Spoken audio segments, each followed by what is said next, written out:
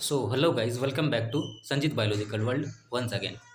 आज का ये हम लोग का टॉपिक है पॉपुलेशन एक्सप्लोजन, यानी कि रिप्रोडक्टिव हेल्थ का एक टॉपिक है पॉपुलेशन एक्सप्लोजन। तो इसका पूरा टॉपिक अगर देखें तो क्या होता है, population stabilisation and birth control था, लेकिन हम इसमें पढ़ना है सिर्फ पॉपुलेशन एक्सप्लोजन और इसका साइड इफ़ेक्ट और इसको रोकेंगे कैसे, ये पढ़ना है इसमें।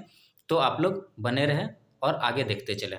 बहुत ही इंटरेस्टिंग लेक्चर होने जा रहा है और बहुत ही छोटा लेक्चर होने जा रहा है, तो कृपया आप साथ बने रहें। तो चलिए आगे बढ़ते हैं। तो चलिए हम लोग डेफिनेशन देख लेते हैं सबसे पहले। तो डेफिनेशन क्या है, population stabilisation and birth control. तो इसमें हम लोग सिर्फ पढ़ने जा रहे हैं क्या चीज़, सिर्फ और सिर्फ पढ़ेंगे हम लोग पॉपुलेशन स्टेबलाइजेशन। ठीक, तो पॉपुलेशन स्टेबलाइजेशन क्या है ये देख लेते हैं। The term population stabilisation means imposing a law which restrict और resist the overgrowth in population than normal। तो हम लोग शुरू में ही बता दिए थे कि टॉपिक पढ़ने जा रहे हैं क्या, पॉपुलेशन एक्सप्लोजन के बारे में। तो उस चीज़ को कैसे रोकेंगे तो वही यहाँ पर बताया जा रहा है कि पॉपुलेशन स्टेबलाइजेशन क्या है। तो पॉपुलेशन स्टेबलाइजेशन क्या कहेंगे कि एक टर्म है जो क्या बताता है कि कोई ऐसा लॉ लाना चाहिए जिसके वजह से, जिसके को लागू करने से क्या हो कि पॉपुलेशन कम हो जाए या फिर पॉपुलेशन का वृद्धि में थोड़ा सा गिरावट आए। आया समझ में। अब बात आती है पॉपुलेशन एक्सप्लोजन के। तो एक्सप्लोजन का मतलब क्या होता है, एक्सप्लोजन का मतलब होता है विस्फोट, यानी जनसंख्या विस्फोट। तो जनसंख्या विस्फोट होता क्या, ऐसे तो हिंदी बोल दिए तो समझ गए होंगे, लेकिन फिर भी देख लेते इसका मीनिंग क्या है। Means over growth of population then the normal, यानी कि नॉर्मल जो ग्रोथ रेट है अगर उससे ज़्यादा बढ़ने लगे पॉपुलेशन, तो इसको हम लोग क्या कहेंगे, पॉपुलेशन एक्सप्लोजन। अभी आप देख रहे होंगे कि इंडिया टीम में इतना प्लेयर आ गया, इतना प्लेयर आ गया कि मतलब बढ़िया बढ़िया प्लेयर को सीट नहीं मिल रहा, और बढ़िया बढ़िया मतलब जिसको खेलना चाहिए वो क्या हो रहा है कि संन्यास ले रहा है। तो यही बात है, ये एक पॉपुलेशन एक्सप्लोजन का आपका एग्जाम्पल है कि नहीं। अभी देख लीजिए इंडिया का ग्रोथ कितना हो जा रहा है, यहाँ पर G20 हुआ, लेकिन फिर भी अभी भी आप देख रहे होंगे कि घर घर राशन मिल रहा है। ये क्या है, ये तो पॉपुलेशन एक्सप्लोजन का ही एग्जाम्पल है ना। तो चलिए आगे देखते हैं, आगे देखते हैं। ये तो बैक हो गया, ये देख लीजिए पॉपुलेशन एक्सप्लोजन का ये आपका एग्जाम्पल रहा। क्या कहा जा रहा है, is India's population growing too fast. तो आप क्या बोलेंगे, क्या इंडिया का पॉपुलेशन जो है बहुत तेज़ी से बढ़ रहा है। तो बोलना जी हाँ, क्या बोलना है, जी हाँ, समझे। तो क्या बोलना है, yes it is growing too fast. Understand, तो आया समझ में। तो इंडिया की पॉपुलेशन तो सही बात है बहुत ज़्यादा बढ़ रहा है। अब आपको एक डेटा अगर दिखाएंगे, आगे तो डेटा आने वाला है, लेकिन हम पहले बता दे रहे हैं आपको। जैसे कि आज़ादी के टाइम में अगर देखा गया था तो कितना 350 मिलियन ही पॉपुलेशन था भारत का। हमारा देश का पॉपुलेशन जो था मात्र 350 मिलियन था। लेकिन ये जो है 2000 आते आते हैं, यानी ये 2000 आते आते तक में कितना हो गया, 1 बिलियन क्रॉस कर गया, यानी कि 1 बिलियन के लमसम पहुंच गया। और 2011 की जनगणना की अगर बात करें तो कितना हो गया पॉपुलेशन, वो जो है बढ़ करके आपको 1.2 हो गया। तो यानी 1 बिलियन का मतलब होता है 1000 मिलियन। आप सोच लीजिए, एक मिनट हम इसको आपको जो है थोड़ा रेड कलर से लिख के दिखा देते हैं। तो 1 बिलियन बराबर कितना होता है, 1000 मिलियन। अब सोचिए कि इतना ज़्यादा हाइप कर रहा है, इतना ज़्यादा ग्रोथ हो रहा है पॉपुलेशन में, कहाँ जाएगा, जगह तो लिमिटेड है, इंडिया का क्षेत्रफल तो बढ़ने वाला नहीं है, लेकिन पॉपुलेशन बढ़ रहा, तो इस चीज़ को तो रोकना जरूरी है ना। तो चलिए आगे देखते हैं,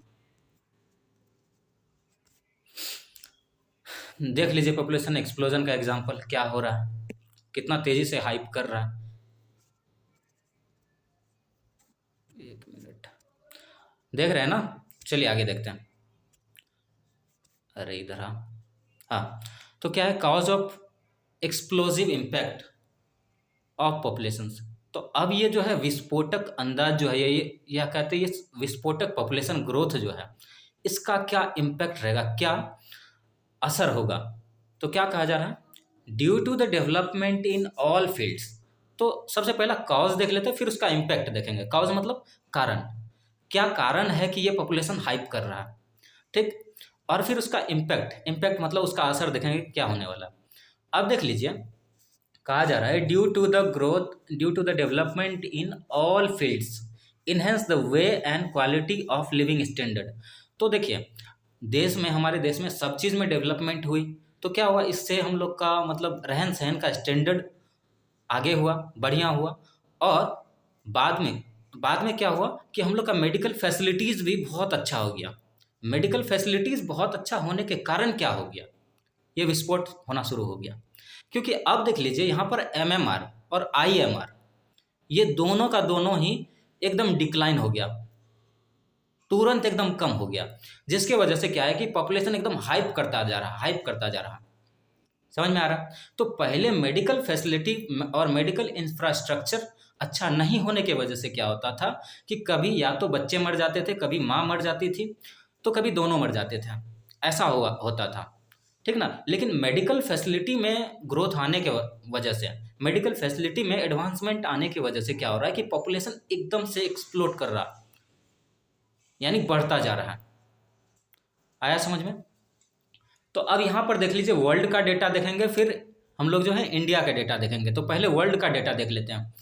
अब बात करें वर्ल्ड पॉपुलेशन कब, ईयर 1900 की, तो 1900 ईस्वी की अगर बात करें पॉपुलेशन की, तो मात्र कितना था वर्ल्ड का पॉपुलेशन, मात्र 2 बिलियन, यानी 2000 मिलियंस ओनली।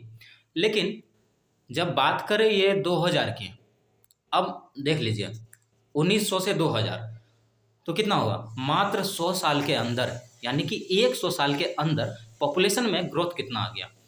ये जो है, एक minute, like the world population in the year 19 is कितना, गेट रॉकेटेड टू 6 बिलियन। हाँ, अब देख लीजिए ये 2000 की बात करें तो 2000 में ये जाकर के 2 से 6 बिलियन हो गए, यानी कि 4 बिलियन। एक मतलब 100 साल में, यानी एक सेंचुरी में 6 बिलियन का ग्रोथ हुआ, यानी कि 6000 मिलियन का ग्रोथ हुआ। और वही चीज़ को अगर 2011 में देखा गया, 2011 का रिसर्च में देखा गया, तो वो पॉपुलेशन बढ़ करके कितना हो गया था, 7.2 बिलियन, यानी कि मात्र 11 साल के अंदर 1.5 बिलियन बढ़ा, यानी कि 1.2 बिलियन पॉपुलेशन बढ़ा। अब ये सोचिए कि ये रेट जो है कहीं ना कहीं तो हाइप कर रहा, हाइप कहीं ना कहीं क्या बहुत ज़्यादा हाइप कर रहा। समझ में आ रहा है कि नहीं। तो ये देखिए वर्ल्ड का पॉपुलेशन कितना है। और वर्ल्ड का पॉपुलेशन का अगर बात करते हैं तो अब हमारा इंडिया और चाइना की बात कर लें तो वर्ल्ड का आधा से अधिक देश का जो पॉपुलेशन है उसके बराबर तो हम लोग का इंडिया और चाइना का पॉपुलेशन है कि नहीं। तो चलिए आगे देखते हैं, इंडिया के बारे में भी देखेंगे। तो चलिए आगे हम लोग बढ़ते हैं। ये देखिए ओवर पॉपुलेशन का कॉज क्या हो रहा, क्या हो रहा ओवर पॉपुलेशन, आया समझ में।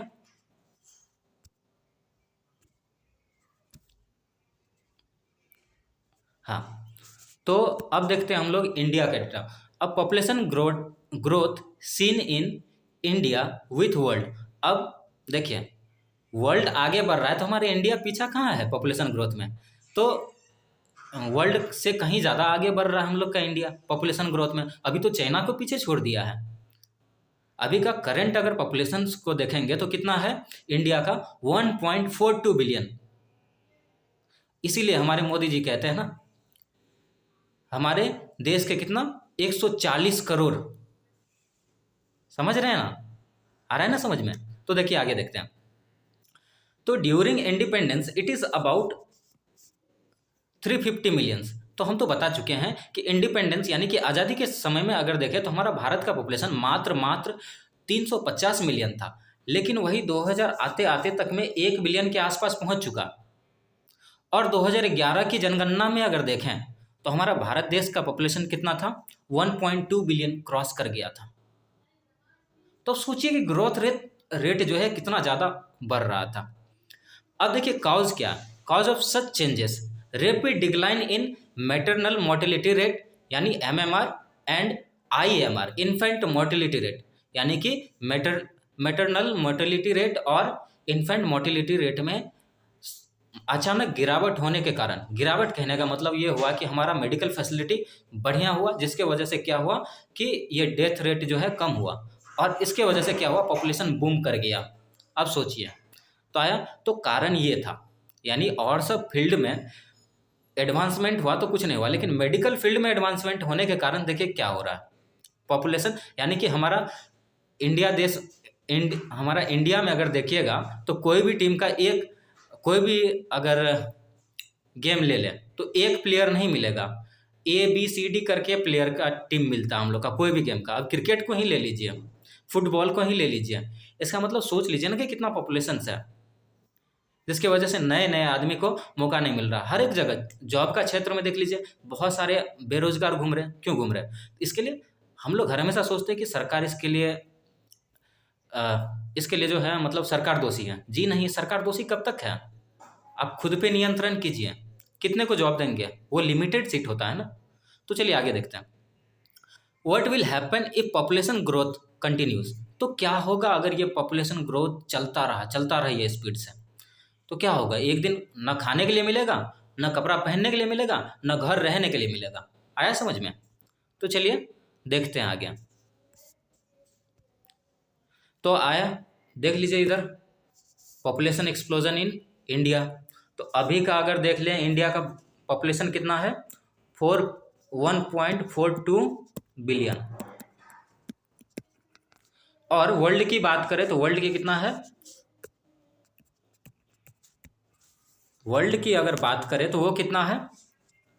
वो है आपका 8.1 बिलियन। आया समझ में? ये है सीन। तो चलिए रिकॉर्ड कर लीजिए, लिख लीजिए, आगे बढ़ते हैं हम। अरे यार क्या हो जा रहा, जोश में पीछे हो जा रहा। तो देखिए आगे देखते हैं। तो इफ इट विल, अगर ये देखिए अलार्म, ये जो है पॉपुलेशन अगर बढ़ता रहा तो होगा क्या? Continues will lead to scarcity of food, scarcity of water, water का नहीं होना चाहिए, ठीक ना। तो scarcity of food, clothes and shelter, यानी कपड़े नहीं मिलेंगे और रहने के लिए घर नहीं मिलेंगे, खाना नहीं मिलेंगे, रहने के लिए घर नहीं मिलेंगे और पहनने के लिए कपड़ा नहीं मिलेंगे। तो बताइए क्या होगा? ऑब्वियसली खत्म हो जाएगा, क्योंकि हमारा पृथ्वी का, हमारा जो नेचर है उसका एक नियम है। अगर उसके साथ ज़्यादा कुछ छेड़छाड़ हुआ ना, तो बात सोच लीजिए कि जब ब्रिटिश का टाइम था, जब क्या हुआ कि जब तक वो रूल कर रहा था तो हम लोग कुछ नहीं किए, लेकिन जब हमारे अपने ऊपर आन पड़ी तो हम लोग क्या किए? उसको भगा दिए, है ना। इतना आंदोलन किया कि भागना पड़ा उसको। तो यही बात है। तो हर चीज़ का वही होता है भाई, उतने तक सहेगा जितना उसका क्षमता है। यानी कि अभी जो पॉपुलेशन का ग्रोथ का रेट है वो जो है हमारा पृथ्वी का क्षमता से ज़्यादा है। आया समझ में? यानी अब चांद पे जाके रहना होगा, समझ रहे हैं कि नहीं? तो चलिए हम लोग आगे देखते हैं। अब functions of the RCH and government to stop population explosion. अब हमारा आरसीएच यानी कि रिप्रोडक्टिव चाइल्ड हेल्थ केयर, और देखिए इसको पहले फैमिली प्लानिंग के नाम से जानते थे, लेकिन अभी आरसीएस के नाम से जानते हैं। अब देख लीजिए वो और हमारी सरकार क्या कर रही है। तो सबसे पहले तो यहाँ पर हम अपना राय लिखे हैं कि क्या करना चाहिए सरकार को, उसके बाद देखें कि सरकार ने क्या की है। तो अब सरकार को क्या करना चाहिए? Provide awareness about the impact of population explosion, यानी कि इस पॉपुलेशन एक्सप्लोजन जो हो रहा है, यानी कि ये जनसंख्या विस्फोट जो हो रहा है, क्यों हो रहा है, किस लिए हो रहा है, इससे क्या हो सकता है, ये सब चीज़ बताना चाहिए सरकार को। अगर टीवी में, न्यूज़पेपर में, मैगजीन में ये सब चीज़ को अगर निकाले तो आदमी ज़्यादा पढ़ता है। आजकल तो रील्स वाली दुनिया हो गई, तो रील्स पे ज़्यादा फोकस करता है। तो समझ रहे हैं ना? तो ये सब चीज़ निकालना चाहिए। Provides awareness about the benefit of small family, तो यानी कि छोटे परिवार का भी बेनिफिट को बताना चाहिए। आखिर कोई भी चीज़ का बेनिफिट बताइएगा तब तो आदमी वो उस ट्रेंड को फॉलो करेगा। तो देखिए क्या होता है, government of India to stop this explosions give या इम्प्लीमेंट अ लॉ, हम दो हमारे दो। तो यानी हमारी सरकार जो है, हमारी भारत सरकार सबसे पहली बार, यानी 1952 की बात है, दुनिया में सबसे पहला देश अगर कोई है जो कि पॉपुलेशन को विस्फोट पर क्या कहते हैं, बैरियर लगाना चाहा, तो वो भारत है। और उल्टा हो गया, हम पहले लगाए लेकिन हमारा ही पॉपुलेशन हाइप कर गया। यानी कोई मानेगा तब तो, समझ में आ रहा। तो ये देखिए, तो भारत सरकार जो है पहली बार 1952 की बात है, तब लगाई थी क्या, हम दो हमारे दो, दो वाला रूल, ठीक ना। तो आप देखे होंगे सबसे पहला थंबनेल पे भी यही लगा हुआ, हम दो हमारे दो, है ना। तो चलिए आगे बढ़ते हैं। तो ये किसके अंदर लगा था, अंडर फैमिली प्लानिंग प्रोग्राम, समझ में आ रहा। इन अब उसके बाद देखिए क्या है, increase the marriageable age of female to 18 years and for males it is 21 यानी 21 ईयर्स। तो अब जो है ये देखिए, पॉपुलेशन एक्सप्लोजन का कारण एक ये भी था क्योंकि मैरिजेबल एज का आदमी बहुत ज़्यादा है हम लोग का कंट्री में। तो अब क्या करेंगे, तो मैरिजेबल एज में है लेकिन हम क्या करेंगे, उसका एज को बढ़ा देंगे। अगर वो एज है, मान लीजिए पहले क्या था, पहले तो चाइल्ड मैरिज था, फिर उसके बाद और आगे बढ़ा, फिर उसके बाद जो है 15-16 साल तक गया था। अब 16 से फिर आगे करके 21 कर दिया गया मेल के लिए, और फीमेल के लिए जो है 18 साल कर दिया गया। तो समझ में आ रहा। लेकिन अभी इधर संशोधन हुआ है जिससे कि क्या हुआ कि फीमेल का एज को 21 कर दिया गया और आगे बढ़ाया गया मेल का एज को भी, मैरिजेबल एज। तो ये भी कहीं ना कहीं जो है जनसंख्या विस्फोट को रोकने में मदद कर रही है, ये भी नियम। तो समझ में आ रहा। तो इसीलिए सरकार नियम लाई क्या, हम दो हमारे दो, सबसे पहला। और दूसरा नियम क्या, कि मैरिज का एज कर दिया गया था 18 लड़की के लिए, और लड़का के लिए क्या 21 साल। And providing incentives to the couple with small family. और जो छोटे परिवार वाले आदमी होते थे उनको कुछ जो है सरकार की तरफ से कुछ रुपया मिलता था, जिससे कि जिसको मतलब खुश रहे एक तरह से, समझ लीजिए, ठीक। एंड प्रोवाइडिंग इन, ये तो बता दिए, providing incentives. And RCH plays important role in awaring the couple about the contraceptive to prevent unwanted pregnancy. और आरसीएच ने क्या प्ले की, आरसीएच ने क्या बताया, तो आरसीएच ने बताया कि भाई हम दो हमारे दो को फॉलो करने के लिए तुम लोग क्या करो, कंट्रासेप्टिव्स का यूज करो, ठीक ना। देखिए आपको एक बात पता होनी चाहिए कि ह्यूमन ही एक ऐसा, ह्यूमन और कुछ प्राइमेट्स ऐसा है जो क्या होता है कि सेक्सुअल प्रोसेस जो है इंजॉयमेंट के लिए करते हैं, थ्रिल्स के लिए करते हैं, आया समझ में, यानी कि इंजॉयमेंट के लिए किया जाता है। तो इसीलिए उसमें क्या हो कि अनवांटेड प्रेगनेंसी ना हो, इसीलिए कंट्रासेप्टिव्स के बारे में बताया गया। तो ढेर सारे टाइप्स के कंट्रासेप्टिव्स को लाए गए और बताया गया टीवी के माध्यम से। टीवी में एड दिलाता था, फिर टीवी के माध्यम से, और उसके बाद क्या कहते हैं, न्यूज़पेपर के माध्यम से, और हॉस्पिटल सब के आगे में देख लीजिएगा बड़ा बड़ा जो है पोस्टर बना करके ये लगाया जाता था, हम दो हमारे दो का। फिर उसके बाद कंट्रासेप्टिव्स के बारे में, फिर पिल्स के बारे में बताया गया था। तो लेकिन हम लोग इतना तो पढ़ेंगे नहीं, लेकिन फिर भी देख लेते हैं हम। तो आरसीएच के बारे में हम देख लिए। तो आरसीएच ने क्या की, ये बताई। फिर उसके बाद ये रोल्स को डिस्ट्रीब्यूट किया टीचर्स, पेरेंट्स, ये सब के बीच में, कि आप लोग भी कम से कम बताइए। और फिर मैरिजेबल एज के को ज़्यादा मोटिवेट किया कि भाई आप कंट्रासेप्टिव्स यूज़ करो। मना नहीं कर रहे हैं कि आपका मतलब ये नहीं कि आपका नॉर्मल लाइफ को इंटरफेयर ना करे, ठीक ना। आपका नॉर्मल लाइफ जो चल रहा है चलने दें, कोई दिक्कत नहीं है, लेकिन आप कंट्रासेप्टिव्स का यूज़ करें। और कंट्रासेप्टिव्स का अगर यूज़ करेंगे तो क्या होगा कि अनवांटेड प्रेगनेंसीज नहीं होगी। और अनवांटेड प्रेगनेंसीज अगर नहीं होती है तो क्या होगा कि पॉपुलेशन एक्सप्लोजन नहीं होंगे। आया समझ में। तो चलिए आगे देखते हैं जी। ये देख लीजिए, भारत जो है क्या क्या क्या नियम लाया था। छोटा परिवार सुखी परिवार, small family is a happy family, समझ में आ रहा। तो ये सब चीज़ लागू किया गया था, कोई दिक्कत। तो चलिए देख लेते हैं फीचर्स ऑफ आइडियल कंट्रासेप्टिव्स। अब इस कंट्रासेप्टिव्स का क्या फीचर्स हैं। तो अब देख लीजिए, पहले कोई भी चीज़ अगर नया आता है तो आदमी उसको यूज करने से डरता है, ठीक ना। तो इसके बारे में बताएंगे कि कैसा है, मतलब क्या इसका साइड इफेक्ट है या नहीं है, ये सब चीज़ के बारे में बताना होगा। मतलब फ़ायदे और नुकसान के बारे में कोई भी चीज़ का अगर हम बात करते हैं तो उसके अनुसार से आदमी यूज़ करता है। तो यानी कंट्रासेप्टिव्स के बारे में क्या क्या बताया गया। क्या ये यूजर फ्रेंडली है, मतलब यूजर फ्रेंडली है, कोई दिक्कत नहीं है। ईजिली अवेलेबल, सबसे बड़ी बात है कि अवेलेबल होनी चाहिए। तो मार्केट में ईजिली अवेलेबल है। Effective and reversible. क्या कहते हैं? इफेक्टिव है, कामयाब है, और रिवर्सिबल है कि आप इसको फिर से रिमूव भी कर सकते हैं। ठीक, और इसका साइड इफेक्ट जो है लगभग नहीं के बराबर है। ठीक, should not interfere with the sexual drive and desire with the sexual act of user. यानी सेक्सुअल एक्ट में या सेक्सुअल ड्राइव में कोई भी मतलब ये अंतर नहीं लाता, जैसा नॉर्मल होता है। समझ में आ रहा? तो नॉर्मल होता है, कोई इधर उधर नहीं होता। अब देखिए कैटेगरीज ऑफ द कंट्रासेप्टिव्स, हम बस इसमें ये बात कर लेते कैटेगरीज के बारे में, लेकिन कंट्रासेप्टिव्स के बारे में नेक्स्ट लेक्चर में मिलेंगे। और अगर लेक्चर पसंद आ रहा हो या पढ़ाने का तरीका पसंद आ रहा हो तो प्लीज़ एक कमेंट कीजिएगा, जो कि आपका कमेंट हमको बूस्ट करता है इस चीज़ के लिए। ठीक, तो चलिए देख लेते हैं इसका, बस कंट्रासेप्टिव्स का कैटेगरी देख लेते हैं, और नेक्स्ट लेक्चर में देखना मत भूलिएगा, क्योंकि नेक्स्ट लेक्चर में हम जो है इसी के बारे में बात करेंगे। ठीक, तो क्या क्या चीज़ है यहाँ पर देखिए, कैटेगरीज में क्या है, नेचुरल और ट्रेडिशनल मेथड है कॉन्ट्रासेप्टिव्स का।